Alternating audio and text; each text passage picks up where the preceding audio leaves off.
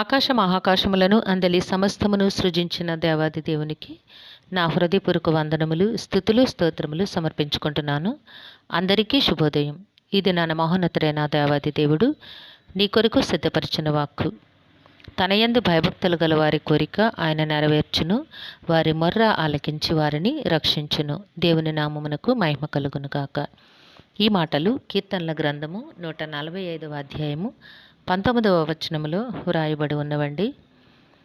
ప్రియమైన నేస్తమా, నీ దేవుడి దినాన నీతో మాట్లాడుచు ఉన్న సంగతి ఏమనగా, తన యందు భయభక్తులు గల వారి పట్ల దేవుని వైఖరి ఎట్టి రీతిగా ఉంది.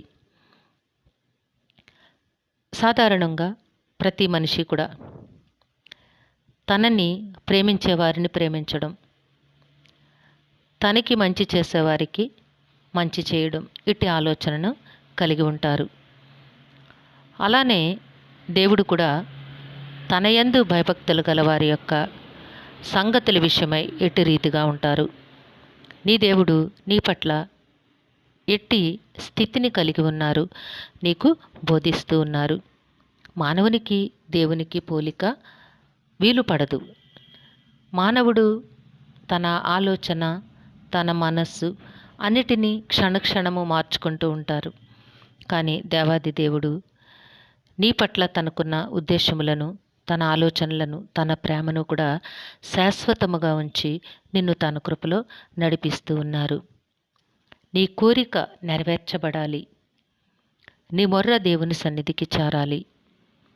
దేవాది దేవుడు నీ మొర్ర ఆలకించి నిన్ను రక్షించి ఆయన ఆశీర్వాదములతో నిన్ను నింపి జీవింపచేయాలి అంటే నీవు దేవుని అందలి భయభక్తులు గలవానివై జీవించాలి. ఎవరైతే ఆయన యందు భయభక్తులు కలిగి జీవిస్తారో వారి కోరిక ఆయన నెరవేరుస్తానని వాగ్దానము చేస్తూ ఉన్నారు. ఇది నాన్న నీతో సూటిగా మాట్లాడుచు ఉన్నారు. నేస్తమా, నీవు దేవుని యందలి భయముతోనూ భక్తితోనూ జీవించు. నీ కోరిక ఆయన తప్పక నెరవేరుస్తారు. నీవు చేసిన ప్రతి విజ్ఞాపనను కూడా ఆయన ఆలకించి ఆయన రక్షణ కవచమును నీకు తోడుగా ఉంచి నిన్ను నడిపిస్తారు. నీ ప్రతి అవసరతలో కూడా ఆయన నేనున్నానని జవాబునిచ్చి తన ఆశీర్వాదమునిచ్చి నిన్ను తప్పక నడిపిస్తారు. నీవు చేయాల్సింది ఏమిటి అంటే దేవుని అందలి భయమును భక్తిని కలిగి జీవించుట.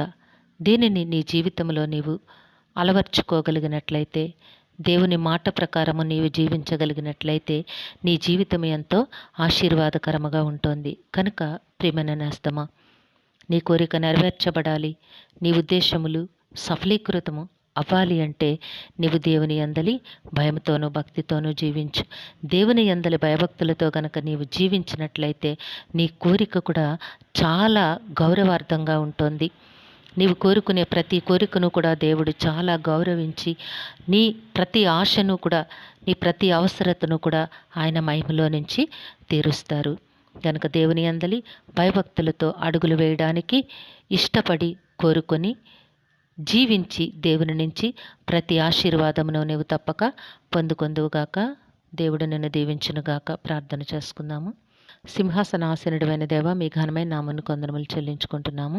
మీ బిడ్డకి మీరు ఇచ్చిన వాక్కును బట్టి స్తుతులు సమర్పించుకుంటున్నాము. రాజా, మీ అందలి భయముతోనూ భక్తితోనూ జీవించి నాయనా, మీ బిడ్డ జీవితంలోనూ కుటుంబంలోనూ ఉన్న ప్రతి కోరికను అవసరతను తీర్చుకొనుటకు మీ నుంచి యోగ్యతను సంపాదించి మీ నుంచి ఉన్నతమైన ఆశీర్వాదములు పొందుకొని మీ కృపలో జీవించలాగున దీవించమని వేడుకొంచున్నాము. ఈ దినము పుట్టినరోజు, వివాహ దిన మహోత్సవములు జరుపుకొంచిన బిడ్డలందరికీ మీ ఆశీస్సులు దీర్ఘాయుష్ను అనుగ్రహించి మీ కృపలో నడిపించమని మా ప్రియులందరినీ మీ దివ్య హస్తములకు అప్పగించుకుంటూ ఈ ప్రార్థన మా రక్షకుడును మీ ప్రియకుమారుడైన యేసుక్రీస్తు వారి అతి శ్రేష్టమైన నామమును అడిగి వేడుకొనుచున్నాము తండ్రి. ఆమెన్. సర్వకృపానిధియగు దేవుడు మీ కుటుంబ జీవితంలో ఉన్నతమైన ఆశీర్వాదములు అనుగ్రహించి మిమ్మును ఆయన నామ మహిమ కొరకు జీవింపచేయునుగాక. Amen, amen, amen.